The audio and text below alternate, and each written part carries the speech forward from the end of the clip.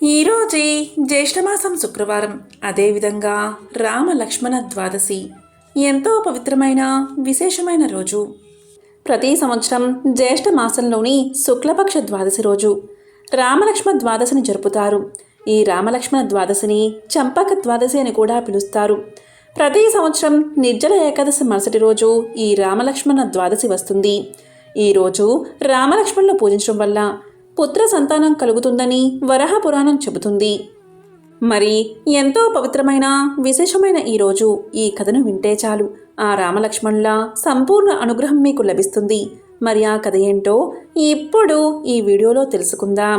ఏకాదశి నాడు ఏమీ తినకుండా ఉపవాసముండి ద్వాదశి నాడు శ్రీరాముడు లక్ష్మణుణ్ణి పూజించి దానం చేయడం ఈ వ్రతంలో ముఖ్యమైన భాగం.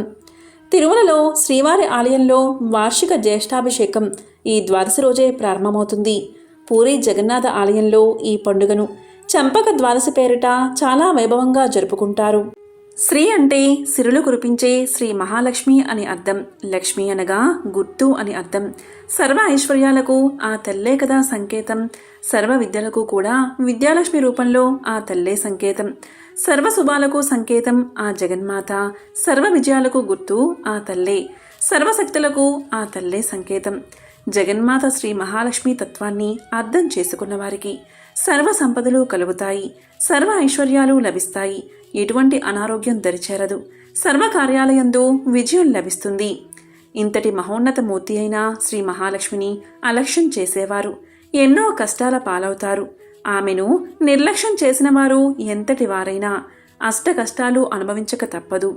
సర్వ ప్రాణకోటిని తన సంతానంగా భావిస్తూ ఎల్లవేళ్లా కాపాడే అమృతమూర్తిని ఏమాత్రం అలక్ష్యం చేయకూడదు. ఆమె పాలిట చిన్న అపచారం చేసినా అనేక కష్టాలు పాలవుతారు. పూర్వకాలంలో కృష్ణాపురంలో రామయ్య సుశీల అనే దంపతులు ఉండేవారు. రామయ్యది వ్యవసాయ కుటుంబం. 2 కొడుకులు, 2 కుమార్తెలు. ఉన్న కొద్దిపాటి పొలాన్ని సాగు చేస్తూ దానిపై వచ్చే ఆదాయంతో ఆ కుటుంబం జీవిస్తున్నారు. పిల్లల వయసు పెరుగుతున్న కొద్దీ ఇంటి ఖర్చులు పెరగసాగాయి. మగపిల్లలిద్దరూ పాఠశాలకు వెళ్లేవారు. ఆడపిల్లలు చిన్నవారు. ఆదాయం పెరగకపోవడంతో ఇల్లు గడవడం కష్టంగా ఉండేది.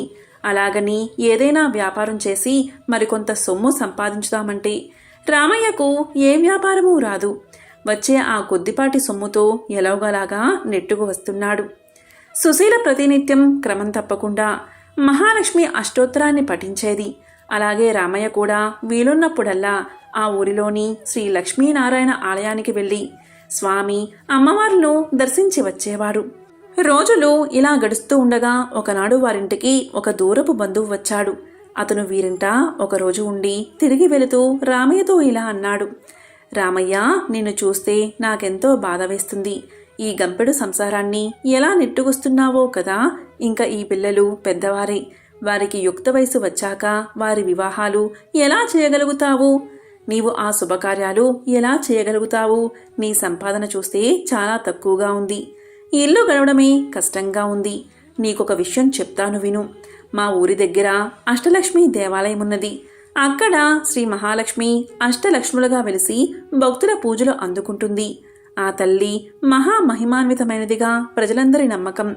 మీ దంపతులిద్దరూ ఒకసారి మా ఊరుకు వచ్చి ఆ దేవాలయానికి వెళ్ళి అష్టలక్ష్మిను దర్శించండి. ఆ తల్లి అనుగ్రహంతో మీకు మంచి రోజులు వచ్చి జీవితం సుఖప్రదంగా గడుస్తుంది అని పలికాడు. ఇది విని ఆ దంపతులు ఎంతో సంతోషించి త్వరలోనే తప్పక వస్తామని చెప్పారు. ఆ బంధువు వారి వద్ద సెలవు తీసుకుని తన ఊరు తాను వెళ్ళిపోయాడు. ఆ మరునాడు ఉదయం లేవగానే ఆ దంపతులిద్దరూ స్నానం ఆచరించి పూజా గదిలో నుంచుని శ్రీ లక్ష్మీనారాయణలకు నమస్కారం చేశారు. రామయ్య ఇలా అన్నాడు. స్వామి శ్రీమన్నారాయణ, ఆర్తజన రక్షకుడువు, ఆపద్ బాంధవుడువు. నిన్ను నమ్మిన వారిని రక్షించే అమృతమూర్తివి. మమ్మల్ని ఈ కష్టాల నుంచి బయటపడవేసే భారం నీదే తండ్రి. ఓ శ్రీమన్నారాయణ, నీకివే మా నమస్కారాలు. ఓ మహాలక్ష్మి జగన్మాత, మిక్కిలి దయతో కూడి ఉన్న నీ చూపులతో మమ్ము కరుణించి తల్లి. ఆశ్రయించిన వారిని ఎల్లవెల్లా రక్షించే అమృతమూర్తివి నీవే తల్లి. దయచేసి మా కుటుంబాన్ని కరుణించి నీ అనుగ్రహాన్ని ప్రసాదించు తల్లి. వీలైనంత త్వరలోనే నీ దర్శనం చేసుకుంటాము తల్లి. ఓ జగన్మాత, నీకివే మా నమస్కారాలు అని ప్రార్థించి ఆ దంపతులిద్దరూ 11 రూపాయలు పసుపు గుడ్డులో ముడుపు కట్టి పెట్టారు. సమస్త చరాచర విశ్వమంతా శ్రీ మహాలక్ష్మి స్వరూపమే. కైలాసంలో రుద్రుని వద్ద పార్వతిగాను, స్వర్గంలో ఇంద్రుని వద్ద సచీదేవిగాను, సత్యలోకంలో బ్రహ్మదేవుని వద్ద సరస్వతిగాను, అగ్నిదేవునికి స్వాహాదేవిగాను, నాగలోకంలో నాగలక్ష్మిగాను, రాజుల వద్ద రాజ్యలక్ష్మిగాను, ధనికిలి ఉంట ధనలక్ష్మిగాను, గృహంలో గృహలక్ష్మిగాను ఉన్నది ఆ మహాలక్ష్మియే. విద్య, వినయం, తేజస్సు, శక్తి అన్నీ కూడా ఆ మహాలక్ష్మి అనుగ్రహంతోనే ముసుగుతాయి. ఆ జగన్మాత ఎంతో దయాసముద్రాలు. ఆమెను నమ్మి కొలిచేవారిని సర్వ ఐశ్వర్యాలతో సర్వ శుభాలతో అనుగ్రహిస్తుంది. మంచి ఆరోగ్యంతో ఉండడం కూడా ఐశ్వర్యమే. చక్కటి ఆరోగ్యాన్ని కూడా అనుగ్రహించేది ఆ శ్రీ మహాలక్ష్మియే. కొంతకాలానికి రామయ్య, సుశీల దంపతులు ముడుపు తీసుకుని అష్టలక్ష్మి దేవాలయం దర్శించడానికై బంధువుల ఊరు బయలుదేరి వెళ్లారు. ఊరు చేరేసరికి సాయంకాలమైనది.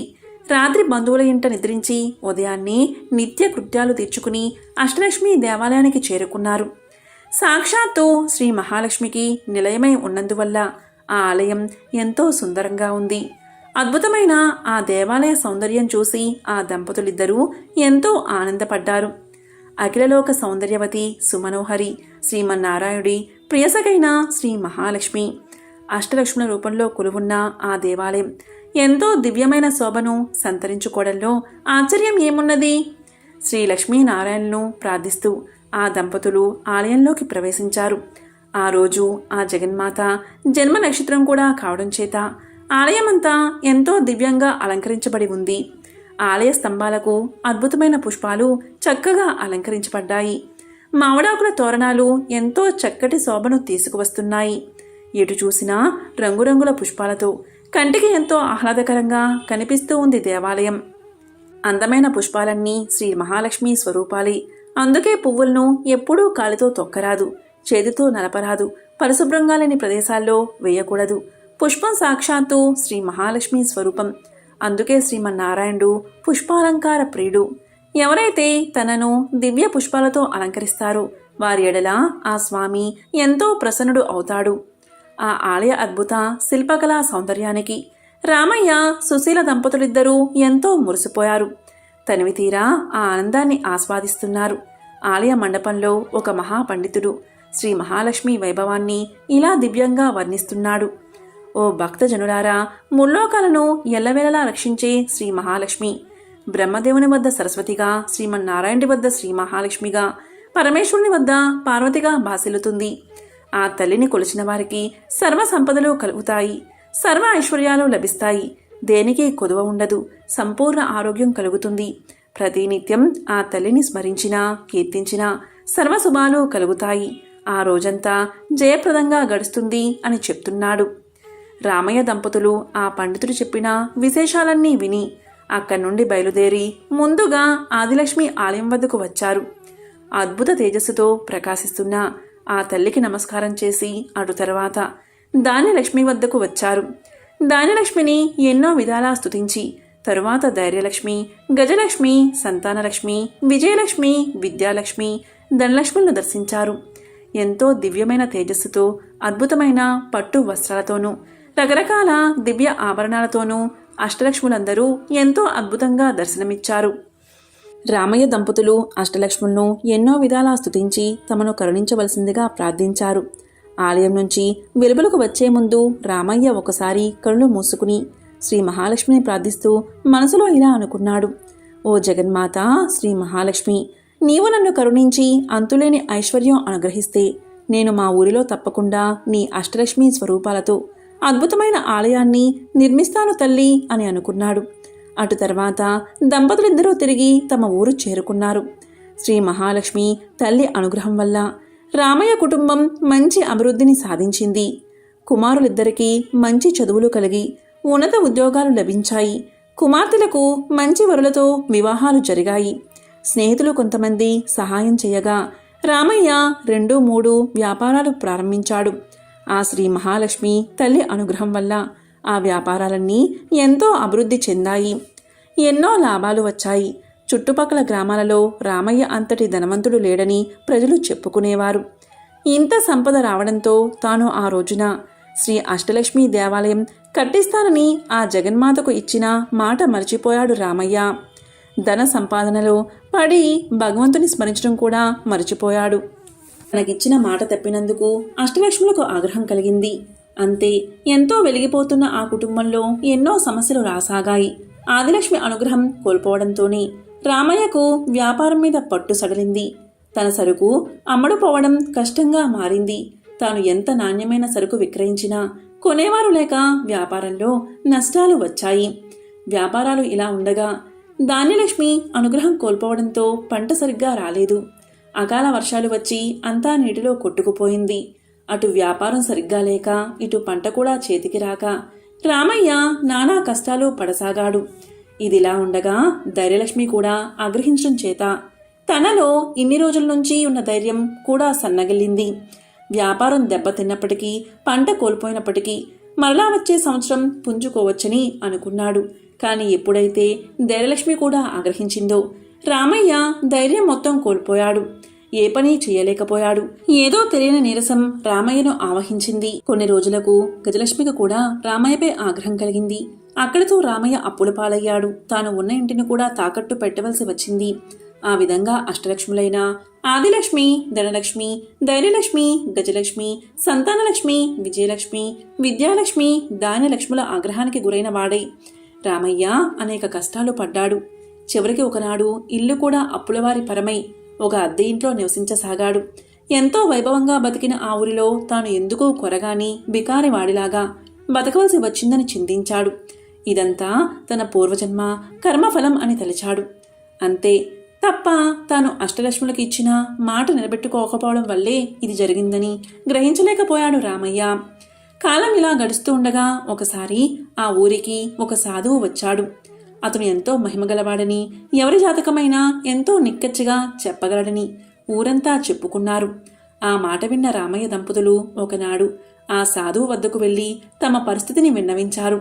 వీరి మాటలన్నీ సావధానంగా విన్న ఆ సాధువు కనులు మూసుకుని కొద్దిసేపు ధ్యానం చేసి ఏదో స్ఫురించిన వాడై కళ్ళు తెరిచి రామయ్య దంపతులతో ఇలా అన్నాడు: నాయనలారా, శ్రీ మహాలక్ష్మి అనుగ్రహం కోల్పోవడం వల్లే మీకీ గతి పట్టింది. నీవు ఒక్కసారి నీ బంధువుల ఊరు వెళ్ళినప్పుడు అక్కడ ఉన్న అష్టలక్ష్మి ఆలయానికి వెళ్లి ఆ తల్లులందరినీ దర్శించి వారికి ఒక అద్భుత ఆలయం మీ ఊరిలో కూడా కట్టిస్తానని మొక్కుకున్నావు.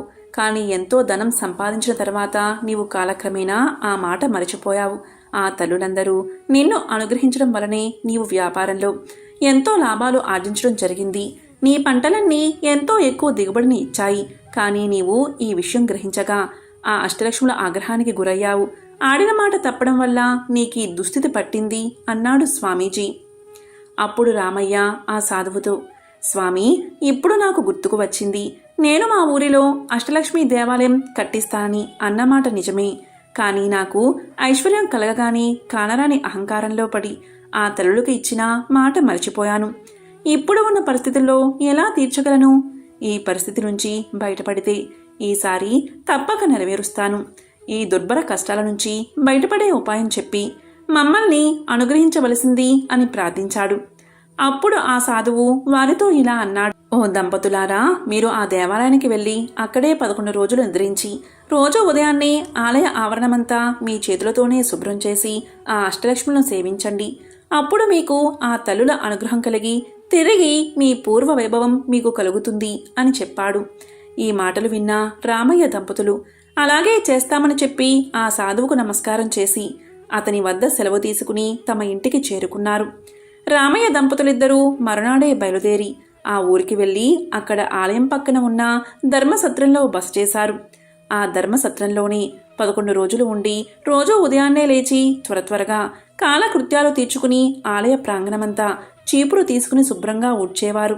అటు తర్వాత నీళ్లు చల్లి సుశీల మంచి ముగ్గులు పెట్టేది. ఆ విధంగా ఆ అష్టలక్ష్ములను 11 రోజులు సేవించిన వారడం చేత తిరిగి అమ్మవారి అనుగ్రహాన్ని పొందారు.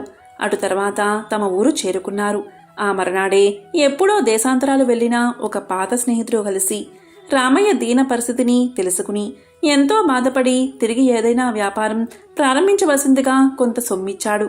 ఇది శ్రీ మహాలక్ష్మి అనుగ్రహం తప్ప మరొకటి కాదని ఆ దంపతులు తలిచారు. ఆ జగన్మాత అనుగ్రహంతో కొద్ది రోజుల్లో వ్యాపారం ఎంతో అభివృద్ధి చెందింది. ఆ లాభాలతో మరొక వ్యాపారం ప్రారంభించి దానిలోనూ ఎన్నో లాభాలు గడించాడు. వచ్చిన సొమ్ముతో తిరిగి సొంత ఇల్లు కట్టుకున్నాడు. 2 ఎకరాల పొలం కూడా కొన్నాడు. ఆ అష్టలక్ష్ముల అనుగ్రహంతో ఆ సంవత్సరం పంటలు బాగా పండి ఎంతో ఆదాయం లభించింది. 2 సంవత్సరాల్లో పోగొట్టుకున్న దానికంటే ఎక్కువ సంపాదించాడు. ఇక ఏమాత్రం ఆలస్యం చేయకూడదని తలచి పండితుల్ని పిలిచి శ్రీ అష్టలక్ష్మి ఆలయం శంకుస్థాపనకై శుభముహూర్తం నిశ్చయించాడు. శ్రీ మహాలక్ష్మి అనుగ్రహంతో ఆ ఆలయం కొద్ది కాలంలోనే ఎంతో అద్భుతంగా నిర్మితమైంది. చుట్టుపక్కల ఉన్న ఊళ్ళల్లో ఇంత దివ్యమైన ఆలయం ఎక్కడా లేదు అనే పేరు వచ్చింది. రోజు ఎందరో భక్తులు వచ్చి అష్టలక్ష్ములను దర్శించి ఆనందపడి వెళ్లేవారు. రామయ్య దంపతులు బతికినంతకాలం సుఖంగా జీవించి చివరికి ముక్తిని పొందారు. శ్రీ మహాలక్ష్మిని నమ్మి కొలిచేవారికి ఎటువంటి కష్టాలు దరిచేరవు, సర్వ సౌభాగ్యాలు కలుగుతాయి. ఎంతో విశేషమైన ఈ కథను విన్నవారికి ఆ అమ్మ యొక్క అనుగ్రహం తప్పకుండా కలుగుతుంది. ప్రతి సంవత్సరం జ్యేష్ఠ మాసం శుక్లపక్షంలో వచ్చే ద్వాదశిని రామ లక్ష్మణ ద్వాదశి అని, చంపక ద్వాదశి అని పిలుస్తారు. ప్రత్యేకంగా సంతానాన్ని కోరుకునేవారు ఈరోజు శ్రీరామచంద్రుణ్ణి పూజించాలి. పిల్లల వల్ల తల్లిదండ్రులకు పేరొస్తుంది, ఉన్న పేరు ఇనుమడిస్తుంది. ఎంత గొప్ప బిడ్డను కన్నావయ్యా అని లోకం కీర్తిస్తుంది. రాముడు ఉన్నంతకాలం రాముడికి ముందు దశరథుడు ఉంటాడు. సూర్యవంశానికి చెందిన అజుని కొడుకు దశరథుడు. దశరథునికి 3 భార్యలు, కౌసల్య, కైకేయి, సుమిత్ర.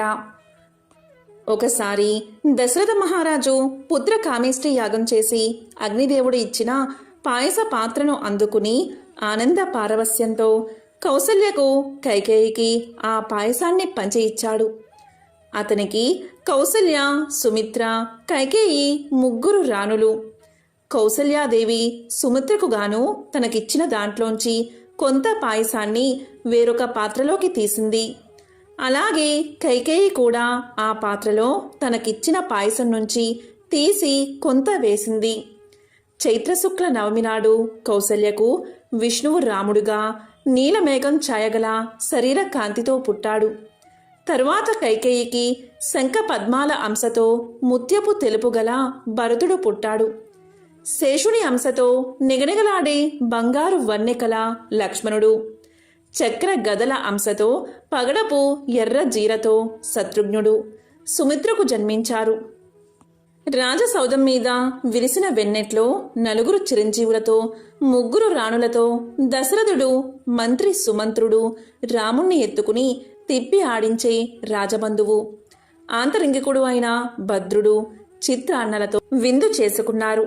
కౌసల్య రాముణ్ణి ఎత్తుకుని చంద్రుణ్ణి చూపి ఆడిస్తూ ఉంటే రాముడు చందమామ కావాలని ఒకటే మారాం పెట్టాడు.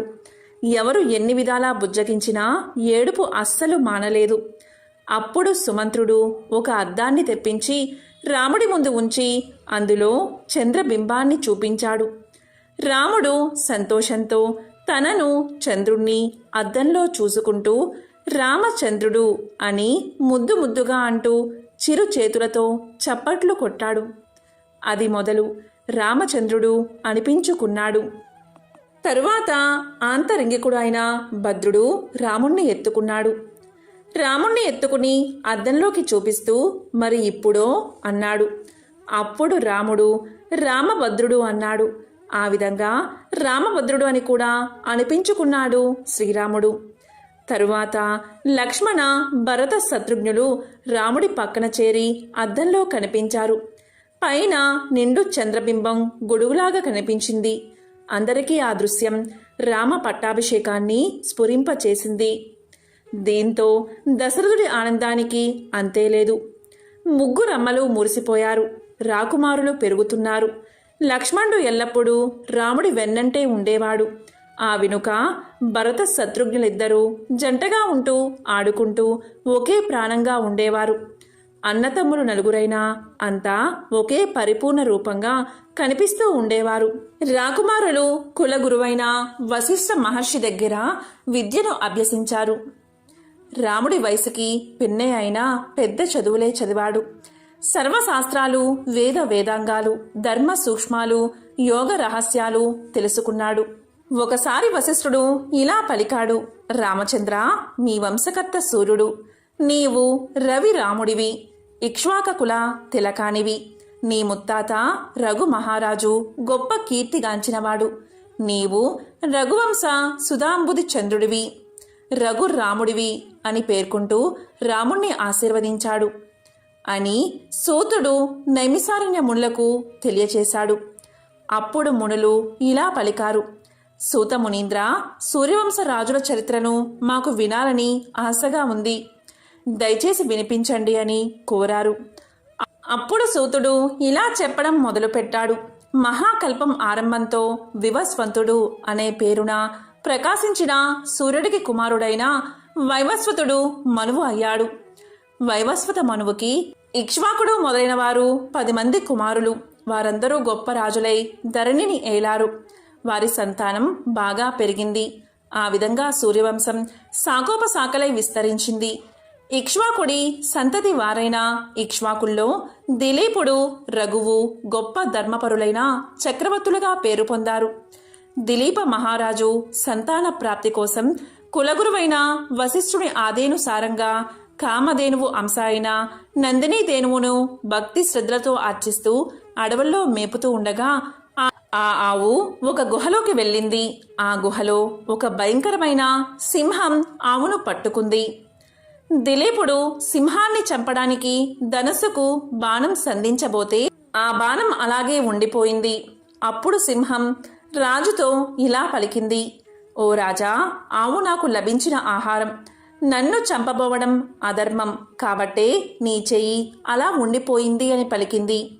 అది విన్న దిలీపుడు నన్ను ఆహారంగా తీసుకుని ఆవుని విడిచిపెట్టు అని ప్రార్థించాడు.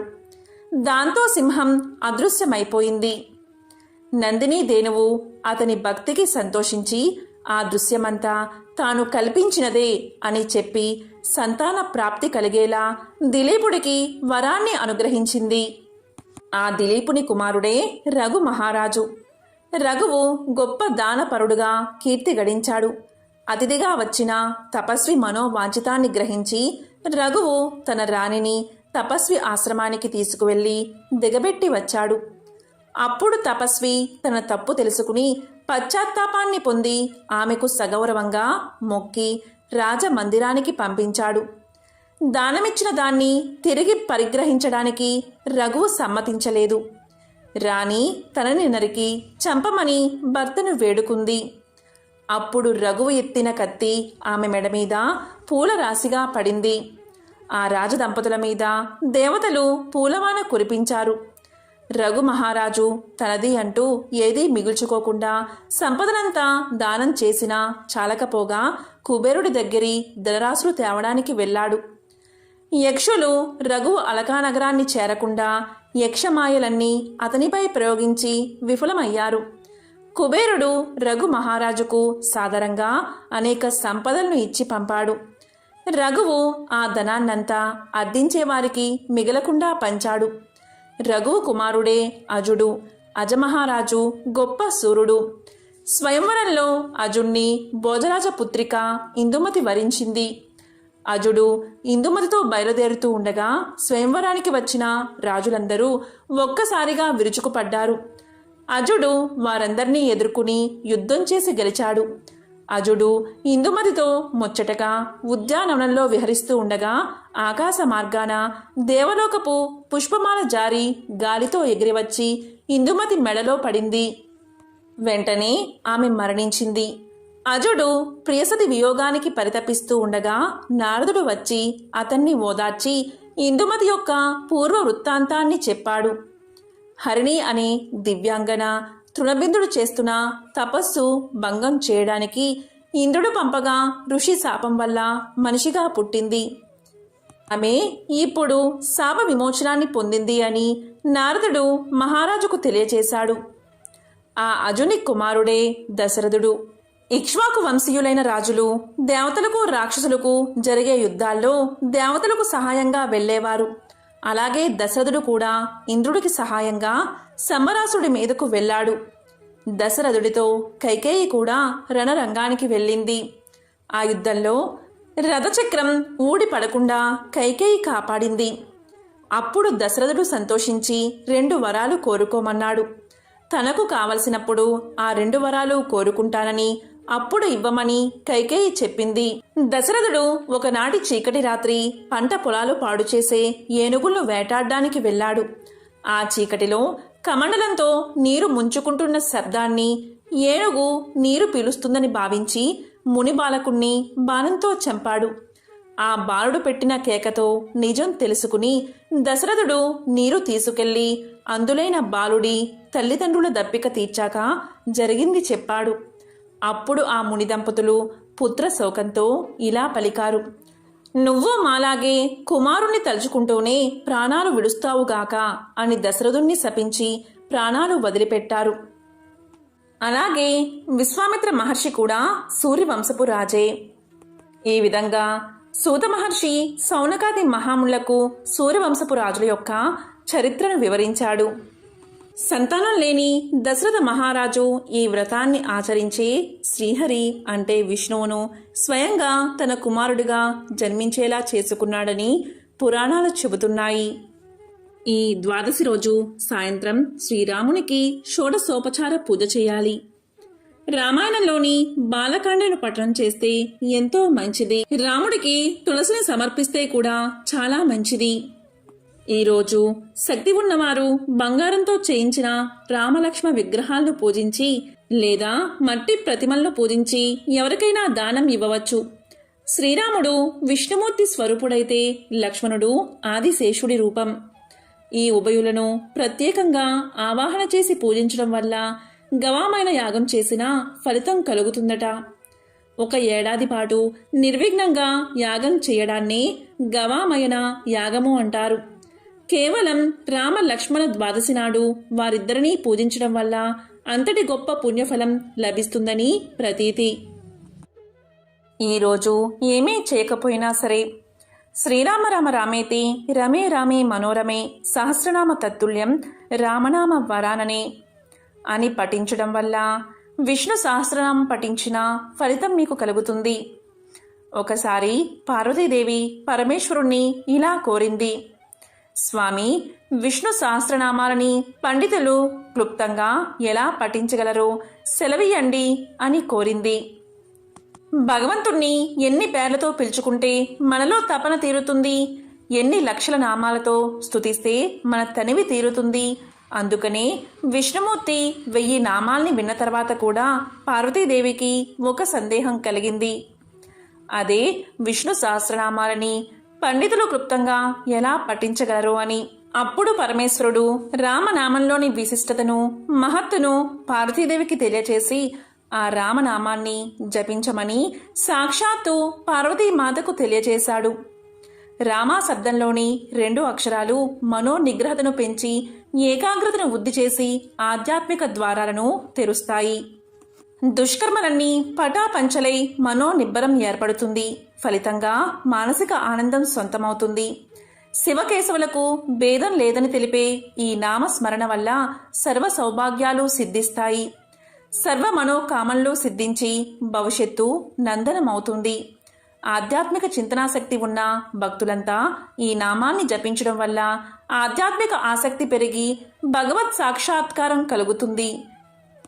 రామాలో రా ఆ మా రకారం రుద్రుణ్ణి, అకారం బ్రహ్మను, మకారం విష్ణువును సూచిస్తుంది.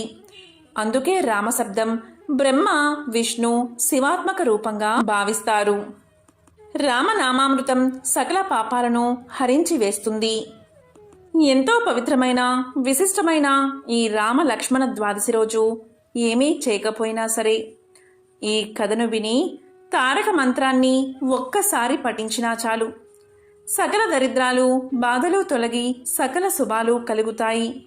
ఆ శ్రీరామచంద్రుడి అనుగ్రహం తప్పకుండా మీకు కలుగుతుంది.